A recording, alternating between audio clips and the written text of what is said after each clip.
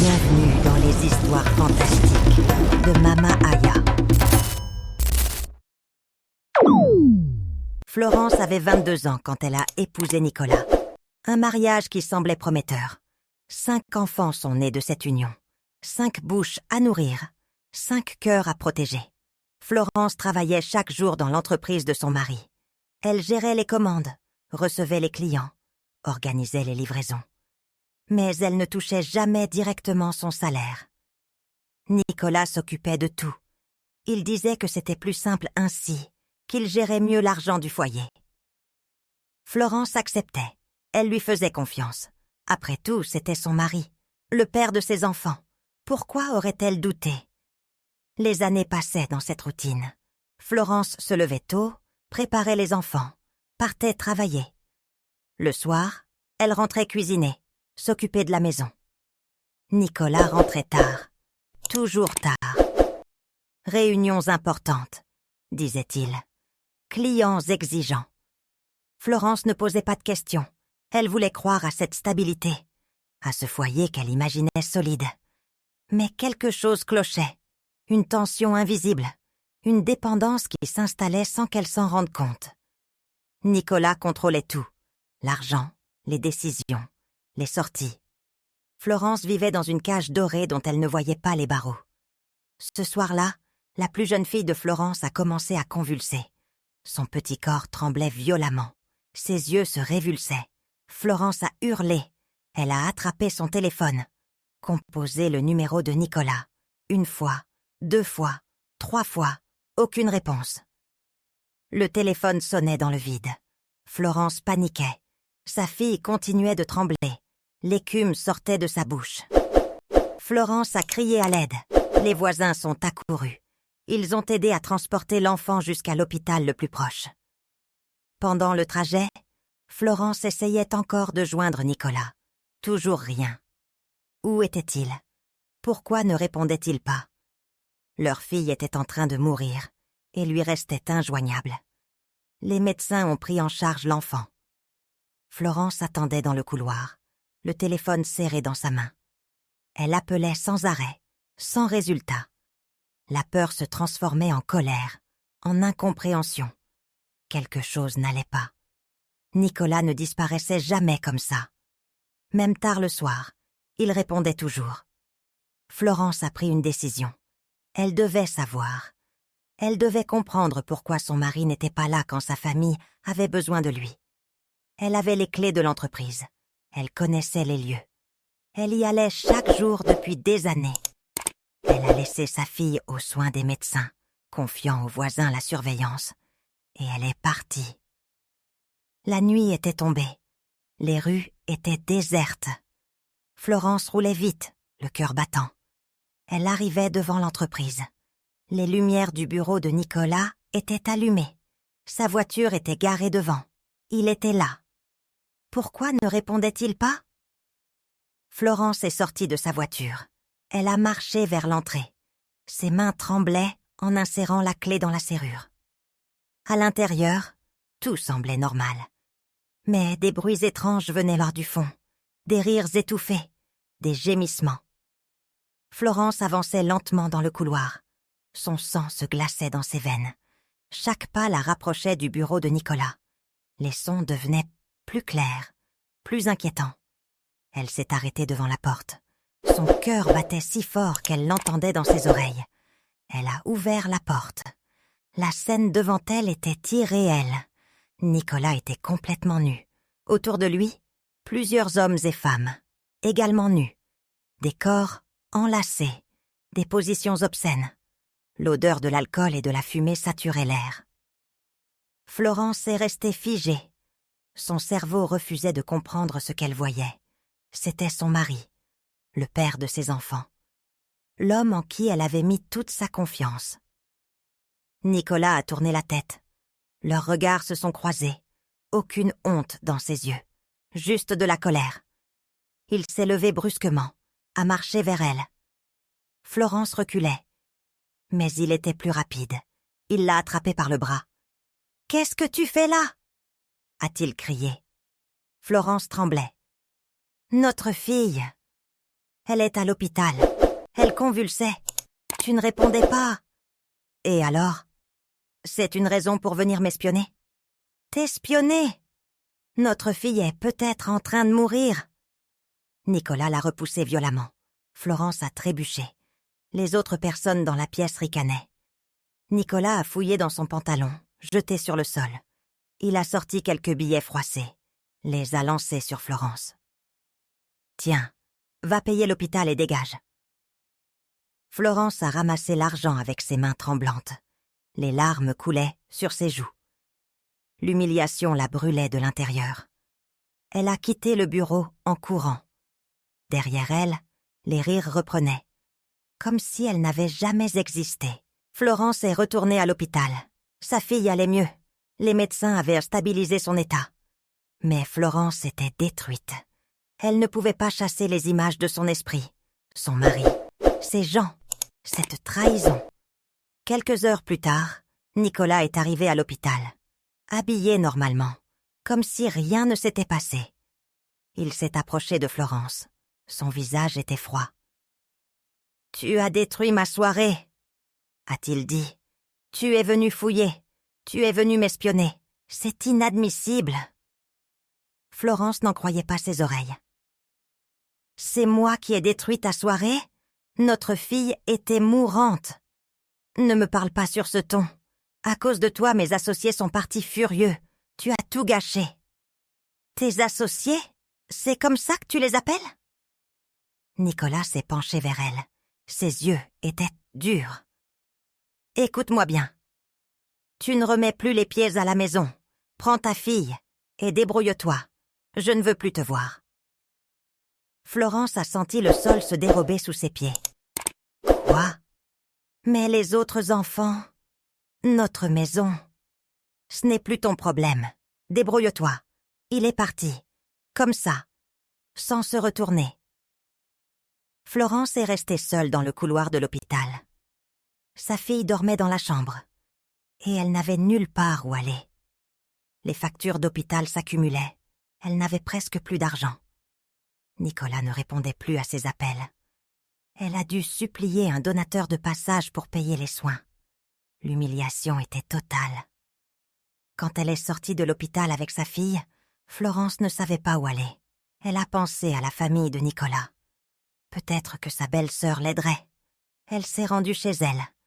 Mais la réception a été glaciale. « Tu es une sorcière », lui a dit sa belle-sœur.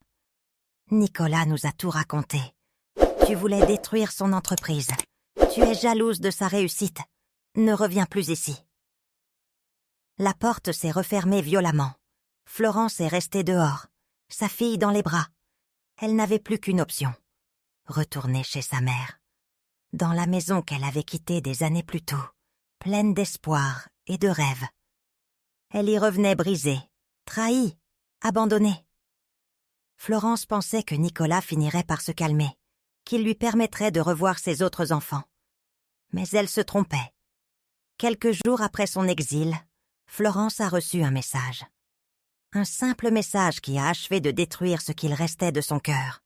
« Tes enfants sont en paix.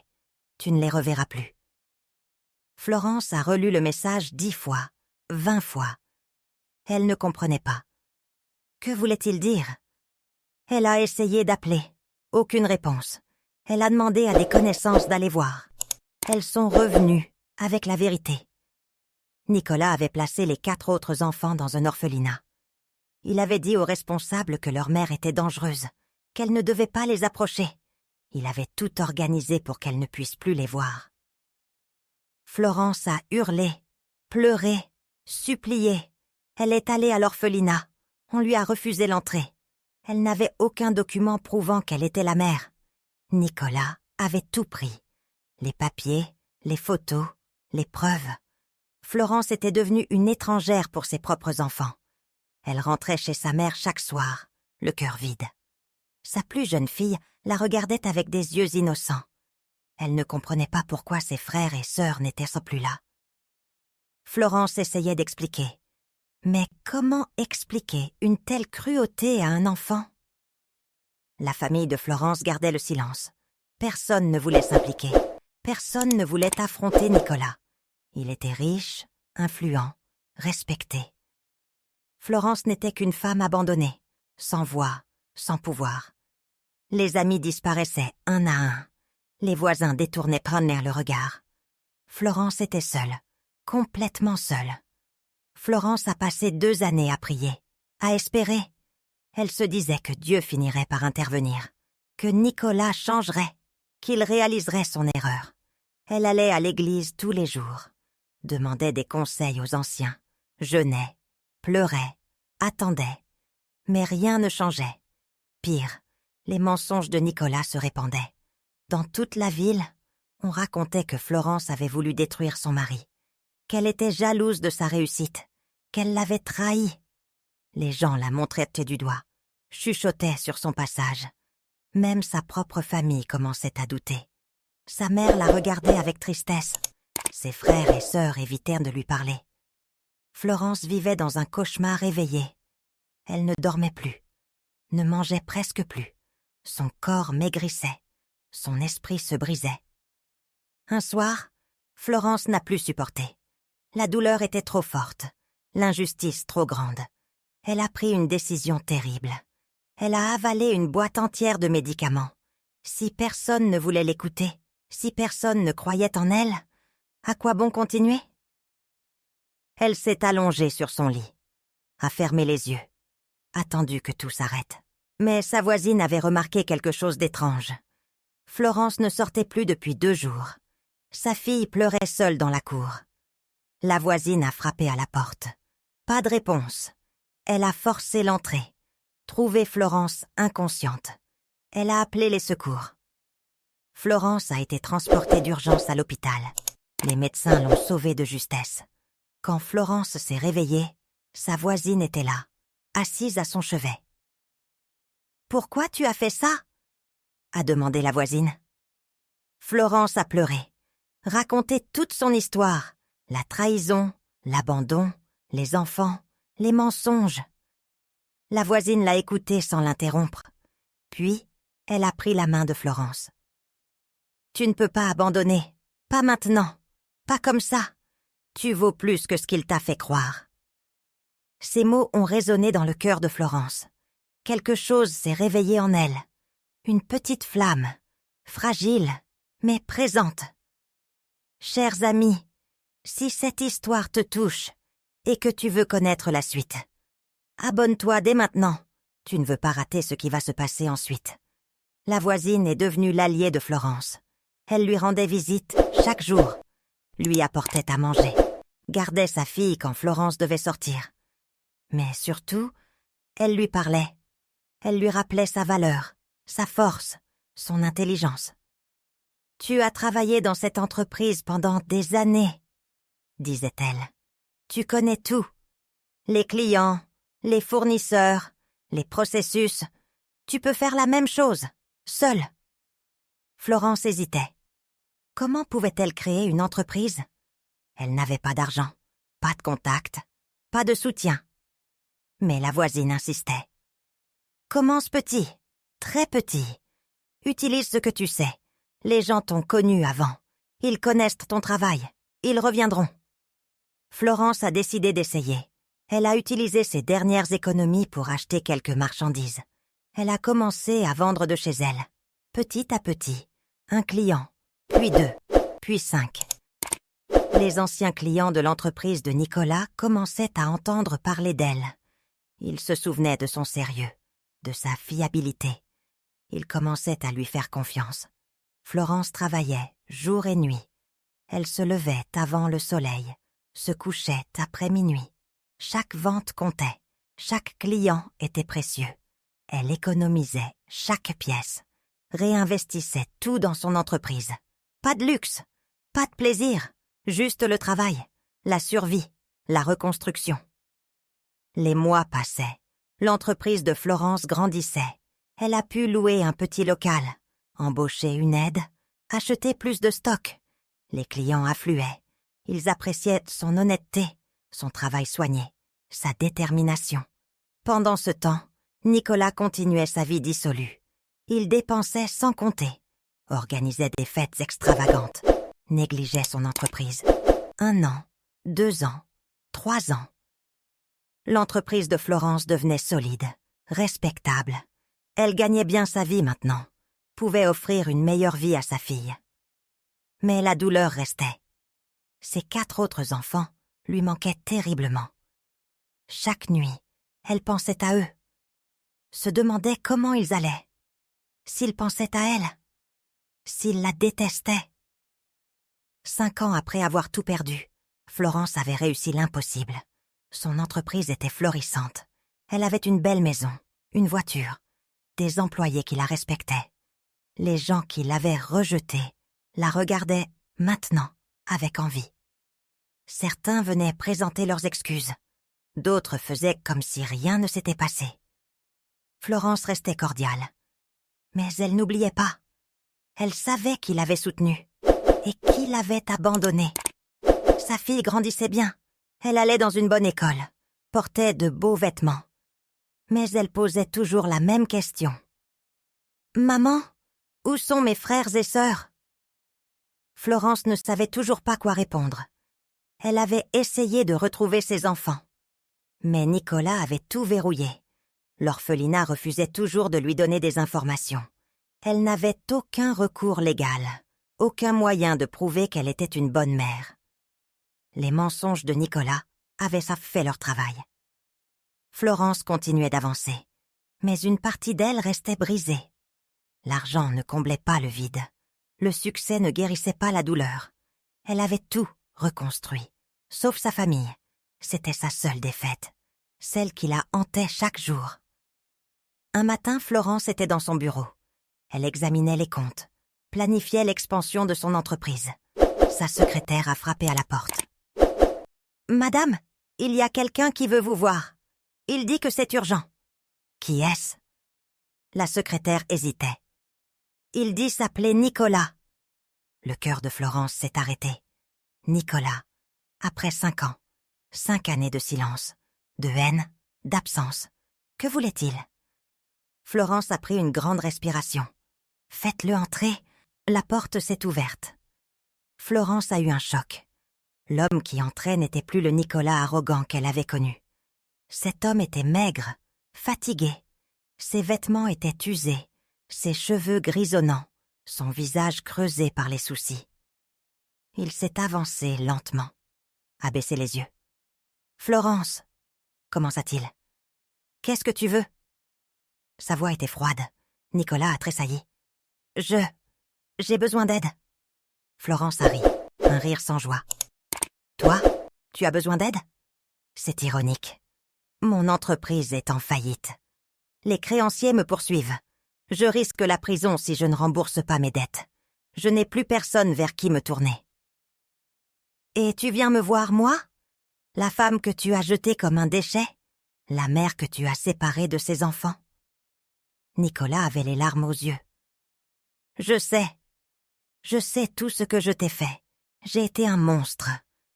Mais je t'en supplie, aide-moi. » Florence le regardait. Elle voyait l'homme brisé devant elle. Celui qui avait détruit sa vie. Celui qui lui avait tout pris. Et maintenant, il mendiait. La roue avait tourné. La justice prenait enfin forme. Mais Florence ne ressentait pas de joie. Juste une immense lassitude. « Pourquoi je t'aiderais ? » Parce que tu es meilleur que moi. Parce que tu as toujours eu un bon cœur. Un bon cœur que tu as piétiné pendant des années. Nicolas s'est effondré sur une chaise.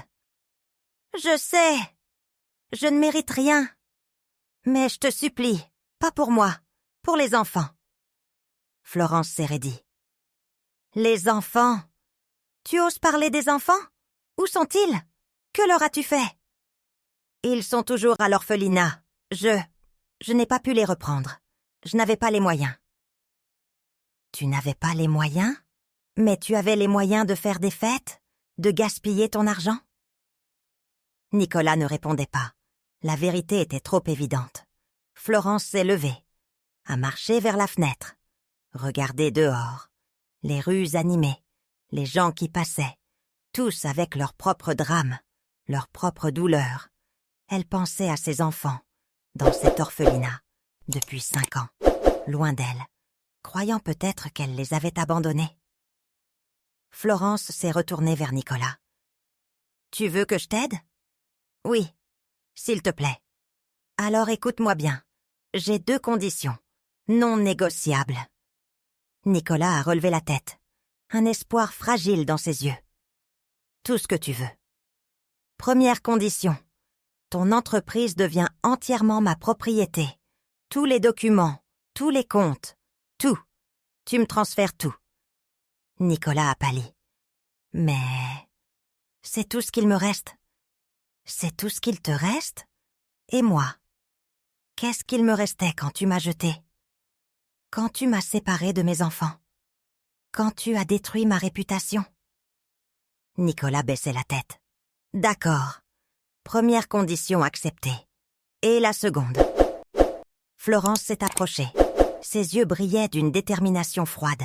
« Tu ramènes les enfants, les 5, pas seulement 4, tous. Et devant eux, devant témoins, tu leur racontes la vérité, toute la vérité, ce que tu as fait, pourquoi tu m'as chassé, pourquoi tu les as placés à l'orphelinat. Tu ne cacheras rien, tu ne mentiras pas, tu leur diras qui était le vrai monstre dans cette histoire. » Nicolas tremblait. « Tu veux que je détruise leur image de moi ? Leur image de toi ? Quelle image ? Tu les as abandonnés dans un orphelinat. Tu crois qu'ils t'admirent ? Tu crois qu'ils t'aiment ? Ils ne savent pas. Exactement. Ils ne savent pas. Parce que tu leur as menti. Comme tu as menti à tout le monde. Maintenant, tu vas dire la vérité. Ou tu peux sortir d'ici et aller en prison. À toi de choisir. » Nicolas restait silencieux. Florence voyait le combat intérieur dans ses yeux, sa fierté contre sa survie, son orgueil contre sa liberté. Finalement, il a baissé la tête.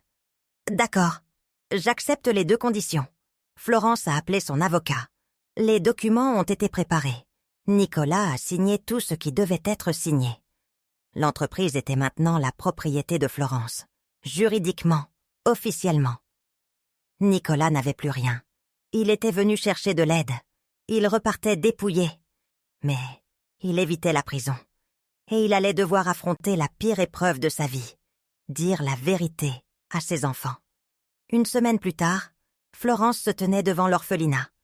Son cœur battait si fort qu'elle avait mal à la poitrine. Dans quelques minutes, elle allait revoir ses enfants. Après 5 ans, 5 années de séparation, de douleur, de manque. Elle ne savait pas comment il réagirait, s'il la reconnaîtrait, s'il l'aimerait encore. Nicolas était déjà à l'intérieur. Il avait organisé la réunion. Les responsables de l'orphelinat étaient là présents. L'avocat de Florence également. Tout était officiel. Tout était prêt. Florence est entrée dans la salle, et elle les a vus. Ses 4 enfants, plus grands, plus âgés. Mais c'était eux. Son cœur s'est serré. Les larmes montaient. Mais elle devait rester forte. Les enfants la regardaient avec curiosité, méfiance. Ils ne la reconnaissaient pas vraiment. Trop de temps avait passé. Trop de mensonges avaient été racontés. Nicolas s'est levé. Sa voix tremblait. « Les enfants, je dois vous parler, vous dire quelque chose d'important. » Les 4 enfants le regardaient. Florence serrait les poings. Nicolas a pris une grande respiration. « Votre mère, cette femme devant vous, c'est votre vraie mère. » Les enfants ont tourné leurs yeux vers Florence. Elle leur a souri doucement. Les larmes coulaient maintenant librement. « Pendant toutes ces années, » continua Nicolas, « je vous ai menti. Je vous ai dit qu'elle était dangereuse, qu'elle ne voulait pas de vous. Mais c'était faux. Tout était faux. » Le plus grand des garçons a froncé les sourcils. « Qu'est-ce que tu veux dire ? Votre mère n'a jamais voulu vous abandonner. C'est moi qui l'ai chassée. C'est moi qui vous ai placé ici. Parce que je voulais la punir. » La punir ? Pourquoi ? Nicolas baissait les yeux. La honte l'étouffait. Parce qu'elle a découvert des choses sur moi. Des choses terribles. Et au lieu de reconnaître mes torts, je l'ai rejeté, je l'ai humilié, je lui ai pris ses enfants. Vous, je vous ai pris à elle. Le silence était pesant. Les enfants ne savaient même plus où regarder. Florence restait immobile, attendant. Nicolas continuait. Votre mère est une femme courageuse, forte. Elle vous aimait plus que tout. Et moi, je l'ai détruite. Ou du moins, j'ai essayé. Mais elle s'est relevée. Elle a réussi. Pendant que moi, je perdais tout. Pourquoi tu nous dis ça maintenant? A demandé une des filles. Parce que votre mère m'y oblige. Et parce que c'est la vérité. Une vérité que j'aurais dû dire il y a 5 ans. Les enfants regardèrent Florence. Elle s'est avancée doucement. Mes chéris, je ne vous ai jamais oublié. Pas un seul jour. Chaque nuit, je priais pour vous. Je voulais vous retrouver. Vous serrer dans mes bras. Vous dire combien je vous aime. La plus petite des filles s'est levée. A couru vers Florence. S'est jetée dans ses bras. « Maman ?» Florence la serrait fort. Pleurait sans retenue. « Oui, ma chérie, c'est moi. C'est maman. » Les autres enfants hésitaient. Puis, un par un, ils se sont levés. Ont rejoint leur mère. L'embrassade était chaotique, pleine de larmes, de questions, de douleurs et de joie mélangées. Nicolas regardait la scène. Il avait tout perdu. Sa femme, ses enfants, son entreprise, sa dignité. Et c'était justice. Les procédures légales ont été rapides. Les enfants ont officiellement été confiés à Florence. Ils ont quitté l'orphelinat, sont venus vivre avec leur mère. La réunion était difficile. 5 ans de séparation ne s'effaçaient pas en un jour. Les enfants avaient eu des questions, des doutes, des colères. Florence prenait le temps de répondre, d'expliquer, de rassurer. Elle leur montrait qu'elle était là, pour de bon, pour toujours. Nicolas était retourné dans sa misère, sans entreprise, sans argent, sans famille. Il vivait dans un petit appartement miteux, survivait grâce à des petits boulots.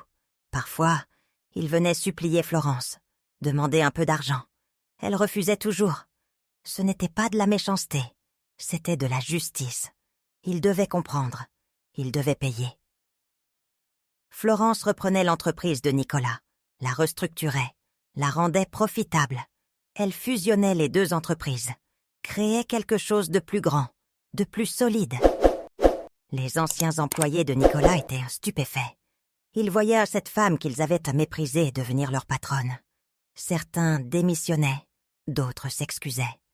Florence restait professionnelle. Le passé était le passé. Mais elle n'oubliait pas. Les enfants s'adaptaient, découvraient leur nouvelle vie, leur grande maison, leur école, leurs nouvelles opportunités. Ils posaient encore des questions sur leur père. Florence répondait honnêtement, sans rancœur excessive, mais sans mensonge. Nicolas avait fait des choix. Il en payait les conséquences.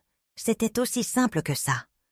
Un jour, le fils aîné a demandé « Maman, est-ce que tu le détestes encore ?» Florence a réfléchi longuement. « Non, je ne le déteste pas. Je le plains. Il a tout gâché. Par orgueil, par égoïsme. Maintenant, il vit avec ses regrets. C'est une punition suffisante. » Les années passaient. Florence continuait de diriger son empire commercial. Ses enfants grandissaient, étudiaient, réussissaient. Ils avaient dépassé les traumatismes. Avec l'aide de leur mère, avec le temps, avec l'amour. Nicolas, lui, vieillissait dans la pauvreté. Certains disaient qu'on le voyait mendier. D'autres qu'il vivait chez de lointains parents. Florence ne cherchait pas à savoir. Elle avait tourné la page. Un soir, en rentrant du travail, Florence a trouvé Nicolas assis devant sa maison, vieux, fatigué, brisé. Il attendait.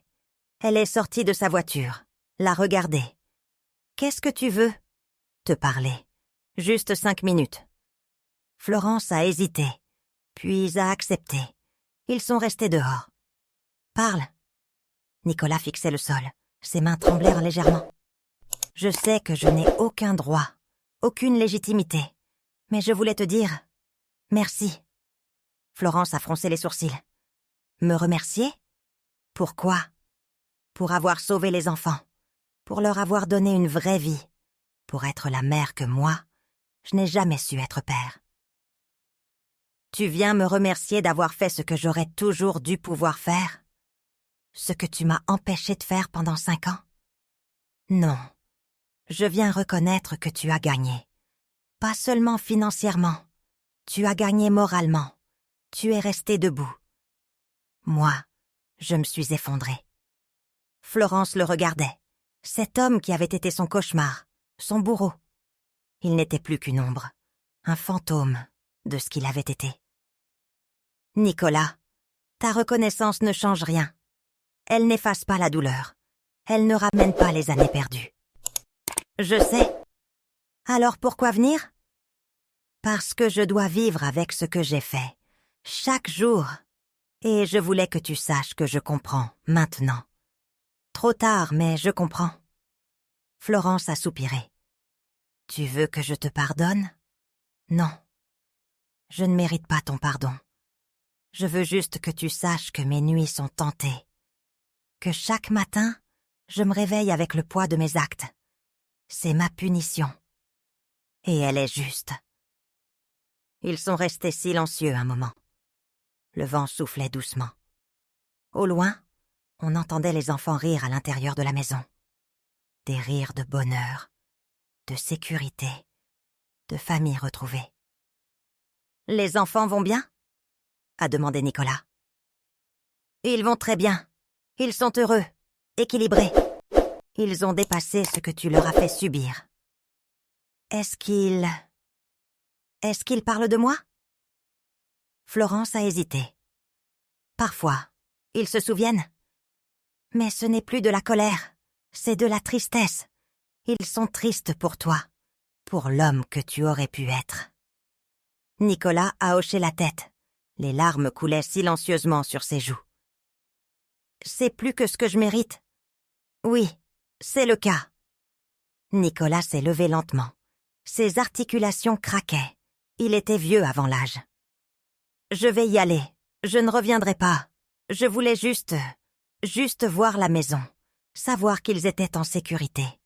Il s'est retourné pour partir. Florence l'a arrêté. Nicolas, il s'est retourné. Oui? La prochaine fois que tu veux des nouvelles des enfants, tu peux appeler. Pas moi, mais eux. S'ils veulent te parler, c'est leur choix. Pas le mien, pas le tien, le leur.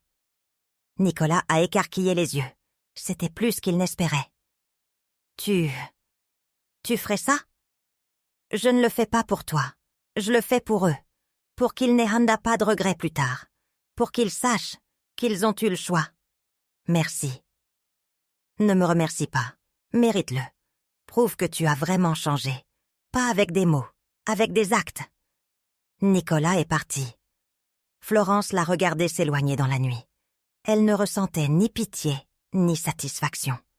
Juste une immense fatigue. Le poids des années, des combats, des victoires et des pertes. Elle est rentrée dans sa maison. Ses enfants l'attendaient pour le dîner. « Maman, qui c'était ?» a demandé la plus jeune. « Personne d'important, ma chérie. Allons manger. » Les mois suivants, Nicolas n'a pas appelé. Les enfants continuaient leur vie. Florence veillait sur eux, les guidait, les soutenait. Elle avait reconstruit plus qu'une entreprise. Elle avait reconstruit une famille, un foyer, un sanctuaire de paix après des années de chaos. Parfois, Florence repensait à tout ce qu'elle avait traversé. Les nuits de pleurs, les jours de désespoir, la tentative de suicide, l'humiliation publique, la séparation d'avec ses enfants, tout ce chemin parcouru. Elle aurait pu rester brisée, détruite. Mais elle avait choisi de se relever, encore et encore. Son entreprise prospérait. Mais ce n'était pas ça, sa vraie victoire. Sa victoire, c'était le rire de ses enfants. Leur succès scolaire, leur confiance retrouvée. Leur capacité à aimer malgré les traumatismes. Florence avait perdu des années. Mais elle avait gagné l'essentiel. La paix, la dignité, la vérité. Les gens qui l'avaient jugée venaient maintenant lui demander conseil. Comment avait-elle fait? Comment s'était-elle relevée? Florence répondait simplement. Un jour à la fois, une décision à la fois. Refuser d'abandonner, refuser de laisser la cruauté des autres définir sa valeur. Nicolas vivait toujours dans sa misère. Mais Florence ne cherchait plus à savoir. Ce n'était plus son problème. Il avait fait ses choix. Elle avait fait les siens. Chacun récoltait maintenant ce qu'il avait semé. C'était la loi de la vie. Simple, implacable, juste. Un soir, alors que Florence regardait ses enfants autour de la table, elle a réalisé quelque chose. Elle avait tout perdu. Et elle avait tout récupéré. Pas de la même manière, mais mieux. Plus authentique, plus solide, construit sur la vérité, sur la force, sur l'amour véritable. Les années ont continué de filer. Florence vieillissait avec grâce. Ses enfants devenaient adultes, trouvaient leur voie, construisaient leur vie. Ils venaient souvent la voir. Lui racontaient leurs projets, leurs amours, leurs rêves. Florence écoutait, conseillait, soutenait. Elle était présente. Toujours. Un jour, son fils aîné lui a dit quelque chose qui l'a profondément touchée. « Maman, tu sais ce que j'ai appris de toi? »« Non. Dis-moi. » Que la vraie force, ce n'est pas de frapper, c'est de se relever. Tu as été frappé plus fort que n'importe qui. Et tu t'es relevé. Tu nous as montré que rien n'est permanent, ni la douleur, ni l'échec, si on continue d'avancer. Florence a souri. C'était exactement ce qu'elle voulait transmettre. La résilience, l'espoir, la capacité à transformer le poison en remède. Ses enfants avaient fort compris. Ils porteraient cette leçon toute leur vie. Nicolas, de son côté, finissait ses jours dans l'oubli. Quelques personnes se souvenaient encore de lui. Mais surtout de sa chute, de son arrogance punie, de sa cruauté retournée contre lui. Il était devenu un exemple, une mise en garde, une histoire qu'on racontait pour illustrer la justice cosmique. Florence ne se réjouissait pas de sa misère. Elle avait dépassé ça. La vengeance était froide, creuse. Ce qui la remplissait vraiment, c'était le bonheur de ses enfants. Leur équilibre, leur capacité à aimer et être aimé. C'était sa vraie revanche. Pas la souffrance de Nicolas, mais le bonheur qu'elle avait construit malgré lui. L'entreprise continuait de grandir. Florence formait maintenant ses enfants pour la reprendre un jour. Elle leur apprenait tout, pas seulement les affaires, mais l'éthique, l'intégrité, le respect. Elle leur montrait qu'on pouvait réussir sans écraser les autres, qu'on pouvait être fort sans être cruel, que le succès sans humanité était un échec déguisé. Florence était maintenant une femme respectée dans toute la région. On l'invitait dans les cercles d'affaires. On sollicitait son avis. On admirait son parcours. Elle restait humble, accessible. Elle n'avait pas oublié d'où elle venait. Les nuits de désespoir, les jours de faim, l'humiliation. Cette mémoire la gardait ancrée, authentique. Un matin, Florence a reçu un appel. Nicolas était à l'hôpital, très malade. Il demandait à la voir. Florence a hésité longtemps. Puis, elle y est allée. Pas pour lui.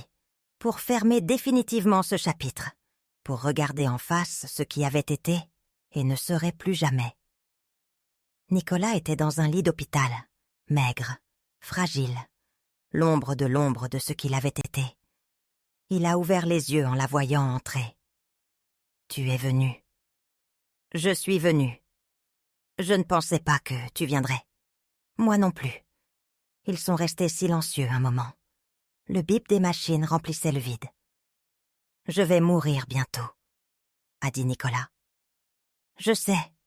Est-ce que tu penses qu'il y a un pardon possible, après la mort ?» Florence a réfléchi. « Je ne sais pas, Nicolas.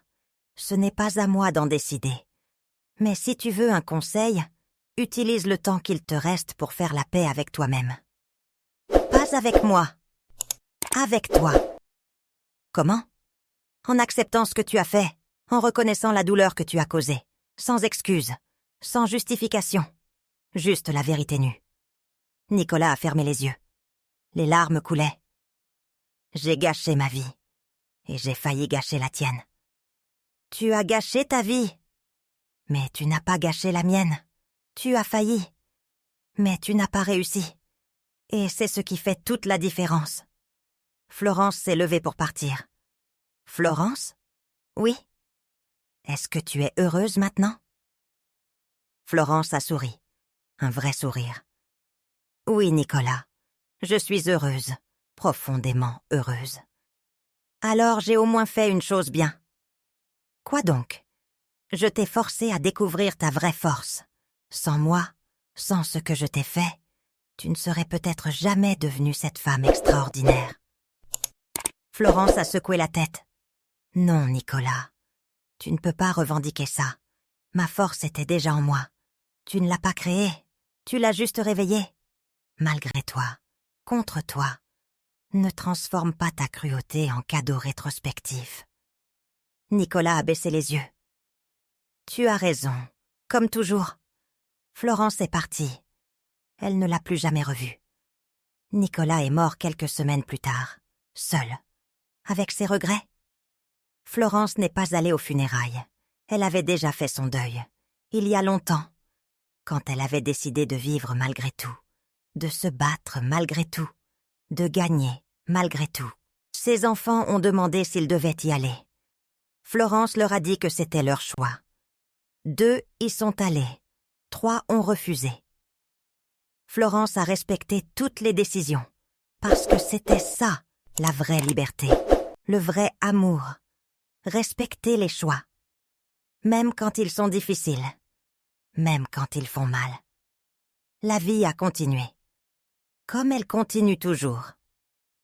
Florence a dirigé son entreprise encore quelques années, puis l'a transmise à ses enfants. Elle est devenue consultante, mentor, guide. Elle aidait d'autres femmes à se reconstruire, à se relever, à croire en elles.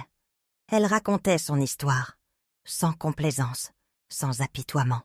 Juste les faits, la chute et la remontée. Beaucoup pleuraient en l'écoutant. Beaucoup se reconnaissaient. Beaucoup trouvaient l'espoir qu'elle cherchait. Florence leur disait toujours la même chose. Vous n'êtes pas ce qu'on vous a fait. Vous êtes ce que vous décidez de devenir. Le reste n'est que bruit. Florence a vécu longtemps, entourée de ses enfants, de ses petits-enfants un jour, dans la paix, dans la dignité, dans la victoire silencieuse de ceux qui ont transformé leur douleur en sagesse, leur chute en envol, leur fin en recommencement. Nicolas était mort depuis des années quand les gens ont fini par oublier son nom. Mais celui de Florence restait, associé à la résilience, au courage, à la preuve vivante qu'on peut tout perdre et tout reconstruire. Que la cruauté ne gagne jamais vraiment, que la vérité finit toujours par triompher. Pas tout de suite, pas facilement, mais inévitablement. C'était sa revanche. Pas bruyante, pas spectaculaire, mais absolue. Elle avait perdu une bataille, mais gagné la guerre. Contre Nicolas, contre le désespoir, contre la tentation d'abandonner. Elle avait gagné le droit de regarder en arrière sans honte, et en avant, sans peur. C'était plus que de l'argent, plus que du succès. C'était la paix, la vraie, celle qu'aucun Nicolas ne pourrait plus jamais lui voler. Chers amis, Mama Aya vous conseille de ne jamais laisser la cruauté d'autrui définir votre valeur. Quand la vie vous frappe, quand on vous trahit, quand tout semble perdu, rappelez-vous que votre force est en vous. Elle a toujours été là. La douleur peut vous plier, mais elle ne doit jamais vous briser. Relevez-vous, encore et encore. Non pas pour prouver quelque chose aux autres, mais pour vous prouver à vous-même que vous êtes plus grand que ce qu'on vous a fait. La vraie victoire n'est pas dans la vengeance, mais dans le bonheur que vous construisez malgré tout. Avancez, un pas à la fois, un jour à la fois, et regardez comment la vie vous récompensera. C'était votre conteuse dans les histoires fantastiques de Mama Aya. Si vous avez aimé cette histoire, pensez à vous abonner et à activer la cloche de notification pour ne rien manquer des prochaines aventures. Laissez aussi un commentaire chaleureux pour m'encourager et dites-moi depuis quel pays vous avez suivi cette histoire.